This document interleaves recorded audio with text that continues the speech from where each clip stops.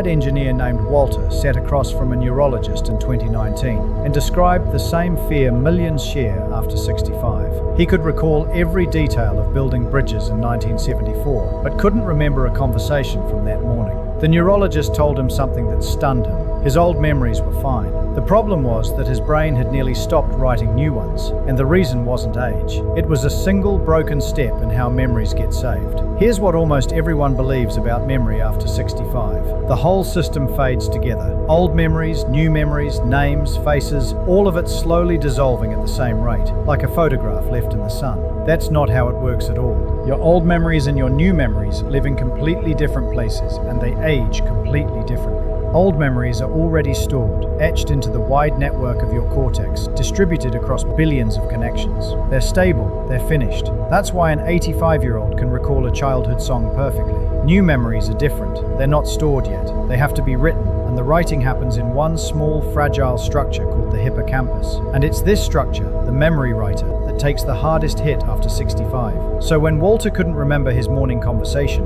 it wasn't that the memory faded, it's that the memory was never fully written in the first place. The pen ran out of ink. The research on this is clear. The hippocampus is one of the few brain regions that keeps making new cells into old age, a process called neurogenesis. But that process can slow to a crawl when it stops getting the signals it needs. And here's the part that should give you hope. The signals are things you control. So why does the memory writer slow down after 65? And more importantly, what's the science-backed fix that can switch it back on? Let's go inside the hippocampus, because understanding what it does changes everything. Picture your brain's memory system like a busy newsroom. All day, information floods in. Conversations, faces, where you parked, what you read. None of that is permanent yet. It's like rough notes scribbled on a whiteboard. The hippocampus is the editor who takes those rough notes and decides what gets written into the permanent archive, your cortex, where memories last for decades. Here's the problem after 65. The editor gets overwhelmed and undersupplied. Three things go wrong, and they compound. First, the hippocampus shrinks. Studies estimate it loses roughly 1 to 2% of its volume per year in sedentary older adults. A smaller editor handles fewer notes. Second, neurogenesis slows. The hippocampus is one of the only brain regions that grows new neurons throughout life, and those new neurons are critical for forming new memories. When they stop arriving, the writing capacity drops. Third, the fuel supply weakens, because blood vessels stiffen with age and deliver less oxygen and glucose to this hungry little structure. Now here's the discovery that reframes all of it. The single most powerful trigger for hippocampal neurogenesis isn't a drug, it's physical movement. When you contract your muscles with real effort, they release chemical messengers into your blood called myokines. One of them travels to your brain and triggers a protein called BDNF, brain-derived neurotrophic factor. Think of BDNF as fertilizer for the editor's desk. It keeps new neurons being born, keeps existing connections strong, keeps the writing capacity high. A landmark study from the University of British Columbia in 2014, led by Dr. Teresa Liu Ambrose, put older women through regular strength and aerobic training. Their brain scans showed measurable growth in the hippocampus. Not slower shrinkage, actual growth in women past 65. The editor's desk got bigger. Here's what this means for you right now. If you've been sitting for hours, your largest muscles are dormant, your BDNF is at its daily low, and your hippocampus is receiving almost no signal to keep making the new neurons that write your memories. The average adult over 65 spends close to 10 hours a day sedentary, according to the Journal of the American Geriatric Society. 10 hours of the editor sitting at an empty desk with no fresh ink. This is why Walter's old memories were perfect while new ones vanished. His archive was full and stable. But his editor had been sitting idle for years, and the writing had nearly stopped. But movement is only the first part of the fix, because even a fully fueled editor can't write a single permanent memory without one other thing happening, something that only occurs while you're unconscious. And when that process fails, every memory you form during the day gets erased before morning. Here's the part most people never learn. The hippocampus doesn't actually store memories long term. It can only hold them temporarily. To make a memory permanent, it has to transfer those rough notes to the cortex for archiving. And that transfer happens almost entirely during deep sleep. Picture it like this. All day, the editor scribbles notes on a small whiteboard, but the whiteboard is tiny and it fills up fast. At night, during deep sleep, the brain replays the day's important notes and copies them into the permanent archive, then wipes the whiteboard clean for tomorrow. Scientists call this memory consolidation, and it's one of the main reasons we sleep at all. Now here's the cruel part of aging. Deep sleep, the slow wave stage where this transfer happens, declines sharply after 65. The slow wave sleep you got effortlessly at 30 becomes scarce, and when deep sleep shrinks, the nightly transfer runs short. The day's notes never make it into the archive. They get wiped from the whiteboard before they're saved. This is why someone over 65 can have a vivid conversation at dinner and have no memory of it the next morning. It's not that the memory decayed, it's that the transfer never completed. The note was on the whiteboard, and the whiteboard got erased before backup. A study from the University of California, Berkeley, led by Dr. Matthew Walker, showed exactly this. In older adults, the decline in deep sleep directly predicted the failure to retain new information overnight. The less slow-wave sleep, the more the previous day's learning vanished. Some researchers dispute the precise mechanism. However, the link between deep sleep and memory retention is now among the most robust findings in neuroscience. If this is making sense, and you want the third piece, the one that determines whether any memory is even worth writing, subscribe now. It's coming in just a couple of minutes, and it's the part almost nobody talks about. You won't want to miss it, so connect the two pieces. During the day, effortful movement keeps the editor staffed and supplied. At night, deep sleep transfers the day's notes into the permanent archive. Movement keeps the writer working. Sleep saves the work. Break either link, and new memories simply don't survive. There's also a quieter villain here: stress. The hormone cortisol, when chronically elevated, directly damages the hippocampus. And here's the trap so many people over 65 fall into. They forget something. They panic that it's dementia. The panic raises cortisol, and the cortisol damages the very structure they're worried about. Fear of memory loss can accelerate memory loss. The research is still evolving on the exact dose response, but the link between chronic stress and hippocampal shrinkage is well established. So now you understand 2/3 of the fix. Move to keep the editor supplied. Sleep deeply to save the work. But there's a third factor that decides something even more fundamental.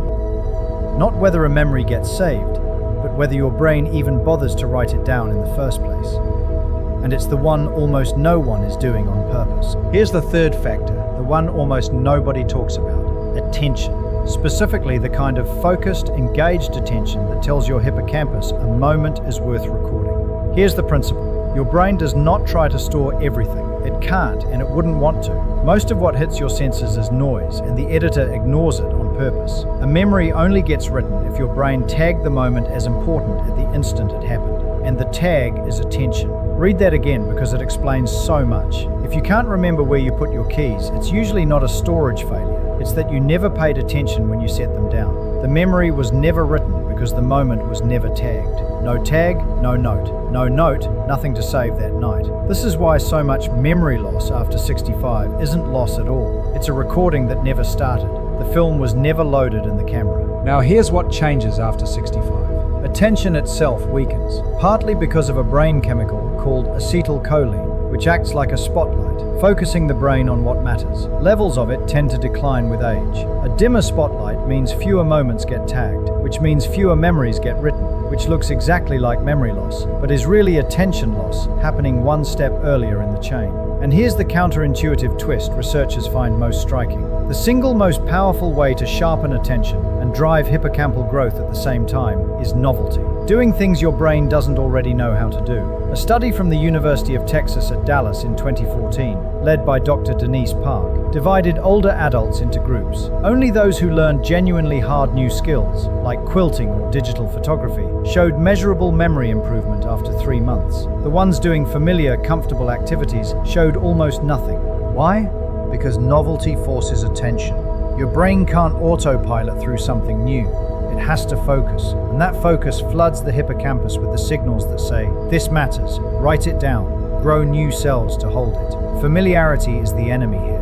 The crossword you've done for 20 years no longer demands attention, so it no longer builds your brain. Depending on who you ask, this is why some researchers argue that cognitive decline after 65 is really the decline of novelty after 65. We stop putting our brains in situations that demand full attention, and the writing slows accordingly. So there it is. 3 factors, 1 chain. Attention tags the moment. Movement keeps the editor supplied to write it. Deep sleep saves it into permanent storage. Every memory you keep must pass through all 3. And after 65, all 3 quietly weaken at once, which is exactly why memory feels like it falls off a cliff. But that same chain is the fix. Strengthen the 3 links and the writing resumes. The good news is that you can start every one of them today, and your brain will respond faster than you'd expect. Here's the science-backed fix, built directly from the 3 links in the chain. I'm putting it front and center because this is the part that actually changes your life. Start with attention, link 1. Before any moment you want to remember, pause for 1 second and consciously notice it. When you set your keys down, say it in your head, keys on the counter. It sounds almost too simple, but you're manually doing what the spotlight chemical used to do automatically. You're tagging the moment. Try this with names too.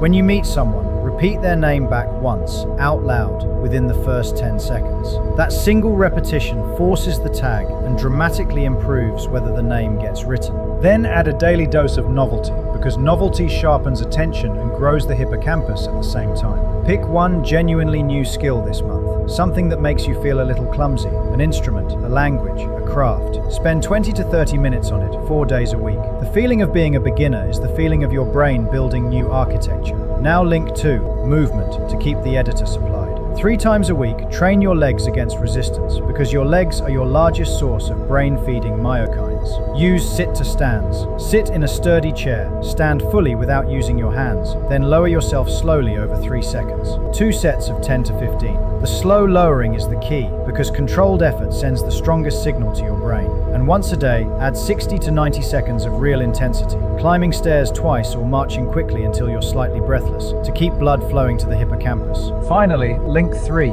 deep sleep, to save the day's work. Go to bed and wake at the same time daily, because your deep sleep stages depend on a steady rhythm. Keep the room dark and cool, around 65 degrees, which research links to deeper, slow-wave sleep.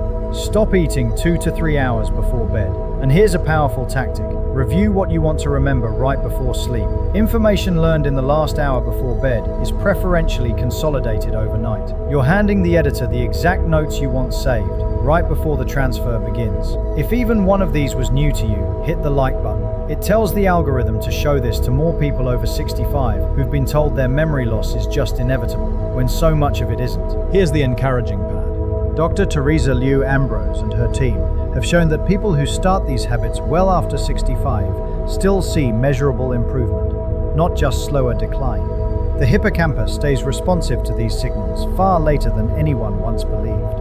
Walter, the engineer, started a version of exactly this protocol. Within months, his neurologist noted real improvement in his ability to retain new conversations. Not a miracle, just a chain repaired, 1 link at a time. You now understand something most people your age never will. That memory loss after 65 isn't one thing breaking.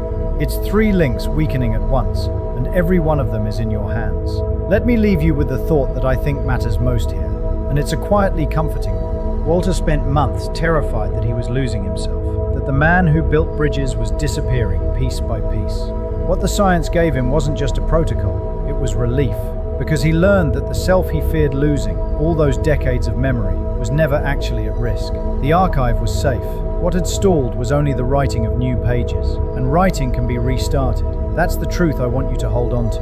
The person you've been, everything you've lived and learned, is etched deep into a part of your brain that aging treats gently. It isn't slipping away. What changes after 65 is narrower than the fear suggests. It's the ability to add new pages, and that ability responds, faster than you'd think, to attention, movement, and sleep. So if you've been afraid lately, afraid that forgetting a name or a conversation is the first step toward losing who you are, I hope this lifts some of that weight. You are not dissolving.